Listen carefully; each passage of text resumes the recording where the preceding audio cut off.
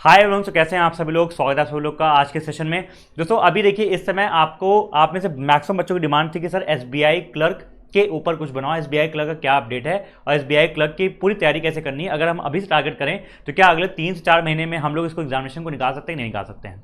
मैंने कहा मेरी बात ध्यान सुनो। अभी आप लोगों में से कई लोग एसबीआई पीओ पूछ रहे थे। मैंने कहा एसबीआई पीओ का मैंने अभी इसलिए नहीं बनाया क्योंकि आपका एसबीआई पीओ का जो नोटिफिकेशन है वो मोस्ट प्रॉब्ली इसी मंथ में आ सकता है, तो जहां तक सितंबर में शायद आ जाएगा। तो एसबीआई पीओ जब आएगा तब उस पर डिटेल में बात करेंगे कैसे क्या चीज़ें होती हैं, या फिर आप लोग बोलोगे तो बात बना देंगे। अभी एसबीआई क्लर्क टारगेट करते हैं क्योंकि बहुत से बच्चों का टारगेट एसबीआई क्लर्क होता है, जो बच्चे मुझसे पूछ रहे थे। और एसबीआई क्लर्क का सर क्या डेट हो सकती है, कब नोटिफिकेशन आ सकता है और कब आपका एग्जामिनेशन की तैयारी कैसे करते हैं, ये पूरी बात आज इस वीडियो में जानेंगे। एलिजिबिलिटी वगैरह क्या होती है सब कुछ देखेंगे जल्दी से, ठीक है। स्टार्ट करते हैं वीडियो को बिना किसी देरी के। जो लोग मुझे नहीं जानते हैं, मेरा नाम है विजय मिश्रा।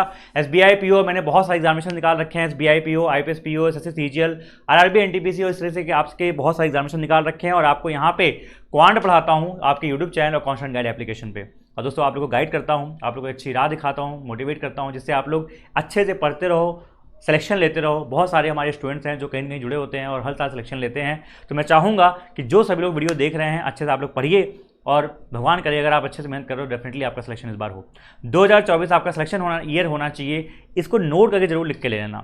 मैंने अपनी तैयारी में कुछ नहीं किया था, लेकिन एटलीस्ट एक चीज़ मैं लिखता था कि 2021 would be my selection year, और 21 वही मेरा निकल आया था। तो इसलिए मैं आप सभी से बोलूँगा इस चीज़ को ध्यान रखिएगा। सबसे पहले बात करते हैं सर एक्सपेक्टेड डेट्स की कि आपका एसबीआई क्लर्क का नोटिफिकेशन कब आ सकता है। पीओ की मैंने बता दिया आपका सितंबर के आसपास जहाँ तक मोस्ट प्रॉब्ली आ सकता है। क्लर्क की बात करें दोस्तों, क्लर्क में अभी दिक्कत क्या है कि इस बार आपका सब कुछ लेट हुआ। अभी ज्वाइनिंग भी इन लोग को 13 अगस्त तक हुई है और फर्स्ट वेट लिस्ट अभी तक नहीं आई है। फर्स्ट वेट लिस्ट आपको पता है उसके लगभग कभी 1.5 महीना, कभी 2 महीना, कभी 2.5 महीना भी लग जाता है। तो एक बार फर्स्ट वेटिंग लिस्ट आ जाए, उसके बाद दोस्तों उसके 1 महीने में आपके सेकंड वेटिंग लिस्ट आ जाती है और उसके जस्ट बाद फिर आपका नोटिफिकेशन आ सकता है। कई बार थर्ड वेटिंग लिस्ट भी आती है, वरना सेकंड भी आ जाती है। सेकंड के बाद और थर्ड के बीच में भी आपका नोटिफिकेशन आ सकता है। तो आप मान के चलो अभी इसमें टाइम है, मतलब आप मान के चलो कि एक बार पहली वेटिंग लिस्ट आ जाए, उसके बाद जैसे ही पहली वेटिंग लिस्ट आ जाएगी तो हमको बहुत अच्छे से क्लैरिटी मिल जाएगी कि आपका कब नोटिफिकेशन आ सकता है। और जैसे दोस्तों आपका नोटिफिकेशन आ जाएगा उसके 1.5 महीने के अंदर ही आपका एग्जामिनेशन हो जाएगा। उसके बाद इन लोग लगभग 40 to 45 देते हैं आपका मेंस एग्जामिनेशन के लिए। और उसके बाद जो है आगे की जो प्रोसेस होती है मैं आपको बताता हूँ यहाँ पे क्या क्या होता है। उसके बाद दोस्तों आप लोग का भी डाउट इसमें ये है sir, can we prepare now starting for SBI PO and SBI clerk 2024। देखिए एसबीआई क्लर्क के लिए तो आप डेफिनेटली तैयारी कर सकते हो क्योंकि आपके पास अभी टाइम भी है, मेहनत है, सब कुछ आप कर सकते हो। अभी आपके पास काफ़ी टाइम है। एसबीआई पीओ का आप ये मान चलो जहाँ तक एग्जामिनेशन है होता है स्टार्टिंग के नवंबर में हो जाए, तो आप ये मान चलो मोटा मोटा अभी इस पॉइंट ऑफ टाइम से मैं देखूँ तो 1.5 से 2 महीने के आसपास आप मान के चलो हैं अभी तैयारी करने के। तो अगर आप लोग के हल्का फुल्का भी बेसिक्स अगर क्लियर है ना तो एसबीआई पीओ को आप लोग क्लियर कर सकते हो। इस बात को दिमाग में बैठा लो। कई लोग डाउट रहता है सर एसबीआई पीओ क्या निकाल सकते हैं, नहीं निकाल सकते हैं। बिल्कुल निकाल सकते हैं अगर आपका बेसिक्स क्लियर है और हल्का फुल्का मतलब बेसिक आपको चीज़ें पता है कि भाई प्रॉफिट लॉस होता है क्या है, टाइम पे डिस्टेंस का फॉर्मूला, डिस्टेंस बराबर स्पीड टू टाइम, जो बेसिक चीज़ें हैं अगर वो आपको आती हैं तो थोड़ा सा आप मेहनत करके फाउंडेशन अपना स्ट्रॉन्ग करके प्रैक्टिस करके निकाल सकते हैं। बहुत से बच्चे फर्स्ट अटेम्प्ट में निकालते भी हैं, ठीक है, जो लोग नए बच्चे हैं। अब एसबीआई क्लर्क का ये मैंने बता दिया आप लोग को, तो अपने ऊपर ध्यान रखो कि ये चीज़ आप कर सकते हो। अच्छा एसबीआई क्लर्क की मैं वैकेंसीज की बात करूँ सर क्या वैकेंसी आ सकती है। मैंने कहा पिछले 3 साल का ट्रेंड आप उठा के देखोगे तो लास्ट ईयर मैसिव आई थी, 8,000 प्लस आई थी, उसके पहले 5,000 के आसपास आती थी। तो इस बार हम भी एक्सपेक्ट कर सकते हैं कि अच्छी खासी वैकेंसी आपकी आ सकती है। एलिजिबिलिटी की मैं बात करूँ, एसबीआई क्लर्क की बात कर रहा हूँ, एलिजिबिलिटी की बात करूँ तो एज लिमिट आपकी होती है 20 से 28 और वो डेट वहाँ पे देता है जब नोटिफिकेशन आता है। और ग्रेजुएशन आपको आना मस्ट है, मतलब आप ग्रेजुएट होंगे तभी आप इस फॉर्म को अप्लाई कर सकते हैं। इस बात का ध्यान रखिएगा। बहुत से बच्चे पूछते हैं कुछ सर 60% वाला क्राइटेरिया है, कोई भी ऐसा क्राइटेरिया नहीं है। आपके 50% और 60% उससे मतलब नहीं है, ठीक है, फॉर्म आप भर सकते हैं। दूसरा एग्जामिनेशन, जैसे मैंने बताया एग्जामिनेशन में इसमें क्या होता है प्रोसीजर। सबसे पहले नोटिफिकेशन जब आएगी उसके 1.5 महीने बाद 2 महीने बाद तक आपका प्रीलिम्स का एग्जामिनेशन हो जाएगा और उसके भी 40-45 डेज बाद आपका मेंस एग्जामिनेशन होगा। मेंस एग्जामिनेशन के बाद आपका रिजल्ट आता है और मेंस एग्जामिनेशन से ही आपकी फाइनल कट ऑफ तैयार हो जाती है। कोई भी यहाँ पे इंटरव्यू नहीं होता, क्लरिकल लेवल का एग्जामिनेशन है। पीओ में इंटरव्यू बल्कि होता भी है, वहाँ जीडी भी होता है, वहाँ पे साइकोमेट्रिक टेस्ट भी होता है, लेकिन यहाँ पे मेंस निकलते ही आपका फाइनल सिलेक्शन हो जाता है अगर आप कट ऑफ को क्लियर कर लेते हो। उसके बाद जस्ट अभी जैसे रिजल्ट आप लोग बच्चों का कब जुलाई में आया था स्टार्ट, आई थिंक 1 जुलाई को, 15 अगस्त को ज्वाइनिंग करवा दी। 15 क्या उसके पहले कुछ लोगों को ज्वाइनिंग हो चुकी है, तो 1 से सवा महीने के अंदर आपकी ज्वाइनिंग भी यहाँ पे हो जाती है। सर आगे क्या, मैंने कहा सिलेबस क्या है इसका। देखिए एसबीआई क्लर्क का जो आपका सिलेबस है ना, वो जैसे आपका सारा बैंकिंग एग्जामिनेशन है का सिलेबस है वही एग्जैक्ट सेम सिलेबस आपका पड़ता है एसबीआई क्लर्क का, कुछ भी अलग सिलेबस नहीं है। आप चाहे रीजनिंग उठा के देख लो, चाहे क्वांट उठा के देख लो, चाहे आप इंग्लिश लैंग्वेज उठा के देख लो। क्वांट की बात करोगे तो आपको यहाँ पे सिंप्लीफिकेशन के साथ साथ यहाँ पे आपको नंबर सीरीज, जो कि यहाँ पे लिखा हुआ है नंबर सीरीज हो गया, आपको कोऑर्डिनेट इक्वेशन, ये सारी चीजें मिल जाती हैं। ये सारा आपका स्पीड मैथ्स में आता है, बताऊंगा मैं आपको अभी।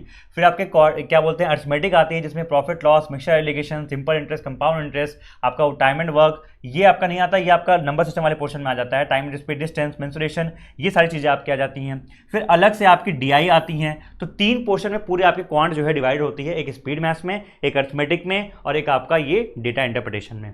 रीजनिंग की मैं बात करूं तो आपकी लॉजिकल रीजनिंग आती है, alpha numeric series, data sufficiency, DS, puzzle, seating arrangement, ये एक पार्ट होता है पूरे पेपर का, पजल्स एंड सीटिंग अरेंजमेंट, और दूसरा पार्ट आपके ये पूरे के पूरे मिसलिनियस हो जाते हैं प्रीलिम्स की बात करूं तो।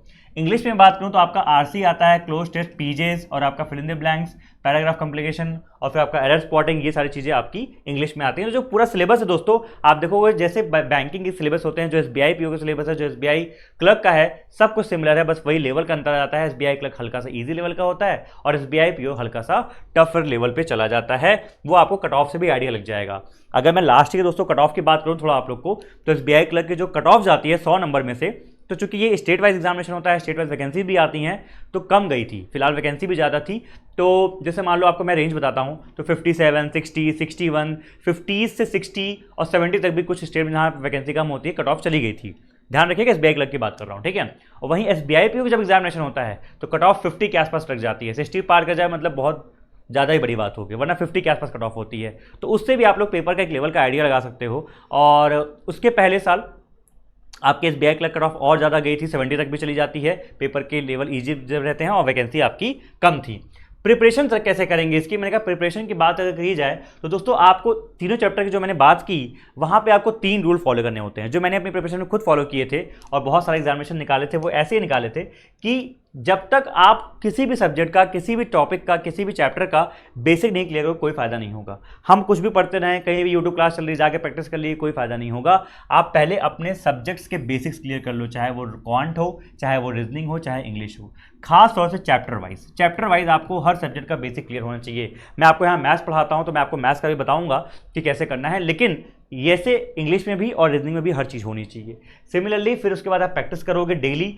मैथ्स की बात करूँ तो डीपीपी आपको देता हूँ मैं, क्या होता है बताऊंगा भी एंड में। और फिर उसके बाद आपको लगाना होता है मॉक। तो ये 3 स्टेप में आपको प्रैक्टिस करनी होती है। बेसिक क्लियर कर लो, उस चैप्टर पे चैप्टर वाइज प्रैक्टिस कर लो, फिर मैथ्स प्रैक्टिस कर लो, और फिर मॉक लगा के फिनिशिंग कर लेते हैं। इस हिसाब से आपकी तैयारी होती है 3 स्टेप में। सर अगर क्वांट की बात करें, आप क्वांट पढ़ाते हो, क्वांट में क्या क्या चीज़ें हैं? मैं क्वांट में आपको 35 नंबर का पेपर होता है। 35 में आपके ये 3 पोर्शन देखने को मिलेंगे, स्पीड मैथ्स, डीआई और अरिथमेटिक। लगभग 12 से 15 नंबर आपको इसको देखने को मिल जाएंगे स्पीड मैथ्स के, 2 डीआई आपको देखने को मिल जाएगी, 10 से 12 आपको अरिथमेटिक देखने को मिल जाएंगे। तो पेपर आपका इवनली डिस्ट्रीब्यूटेड होता है तीनों पार्ट में। तो सर कैसे करेंगे कैसे? मैंने कहा तो करना क्या है ना कि आपको पहले बेसिक कंप्लीट करना है आपको अपना चैप्टर वाइज, ठीक है। अरिथमेटिक की मैं खास तौर से बात करूं कि जैसे मान लो आपने क्या किया, पहले स्पीड मैथ्स सीख लिया। स्पीड मैथ्स में क्या है, नंबर सीरीज आपने देखा, कोऑर्डिनेट क्वेश्चन देख लिया, और अपना यहाँ पे आपने number series, coordinate question, simplification, approximation, ये तीनों के आपने कौन से समझ लिए। फिर इन पे जो है 100 क्वेश्चन लगा लिए, बस ये तैयार हो गए। अब ये डेली जो है प्रैक्टिस करने वाली चीज़ें हैं, ठीक है। दूसरा क्या आता है सर? मैंने कहा दूसरा आप चले जाओ अरिथमेटिक पे। अरिथमेटिक में क्या है सर? अरिथमेटिक में आपके 10 से 12 मेजर चैप्टर्स होते हैं। अगर मैं स्टार्ट करूँ परसेंटेज से, तो परसेंटेज, रेशियो, एजेस, पार्टनरशिप, ये सब आपके स्टार्टिंग चैप्टर्स हो गए। फिर आपके profit loss, time and work, SI, CI, TSD, ये सब आपके मेन इंपॉर्टेंट अरिथमेटिक चैप्टर्स हो गए। फिर आपके एडवांस के कुछ चैप्टर जैसे प्रोबेबिलिटी हो गया, मेंसुरेशन हो गया, ये सारी चीज़ें, कभी कभी नंबर सिस्टम, अलजेब्रा, इनके जो बेसिक क्वेश्चन हैं ये आपके इसमें चले जाते हैं। तो इस तरीके से ये जो 10-12 इंपॉर्टेंट आपके चैप्टर बनते हैं, फिर आपको उनको चैप्टर वाइज प्रैक्टिस करना है। क्योंकि जब आप एक चैप्टर को पढ़ोगे तो प्रॉफिट लॉस का पूरा कॉन्सेप्ट सीखोगे, डिस्काउंट कैसे निकालते हैं प्रॉफिट लॉस में, ये वाला क्वेश्चन आ गया, डिस्काउंट शॉपकीपर आ गया तो उसको कैसे सॉल्व करते हैं, और अपना डिस्काउंट में मार्कअप दे दिया, ये दे दिया। तो जितने भी टाइप के क्वेश्चन होते हैं, हर टाइप जब आपने अपने क्वेश्चन लगा लिए, तो जब टाइप ऑफ क्वेश्चन आप समझ लोगे तो एग्जामिनेशन में जब आपको मॉक में कोई क्वेश्चन दिखेगा ना, तो आप समझ जाओगे यार ये टाइप का मैंने देख रखा है, और ये जो है मैं इसको ऐसे करता हूँ, इसका ये कॉन्सेप्ट है, मैं इसको ऐसे बनाता हूँ। ये इस चीज़ के करना होता है, इसलिए चैप्टर वाइज करना जरूरी है। और फिर हमने अगर डीआई को एक बार कर लिया पूरा फाउंडेशन, कि डीआई में कितने कितने तरह की आती हैं, bar, line chart, pie chart, mix chart, radar chart. अभी आज ही आपका विजेता में चल रही थी तो हमने जो है रडार चार्ट कर रहे थे, रडार चार्ट हो गया आपका, मिक्स चार्ट आता है, क्यूमुलेटिव भी आजकल प्रीलिम्स में कभी कभी आ जाता है, क्यूमुलेटिव वगैरह हो गया। ये सारी चीज़ें आपने यहाँ पे बना ली।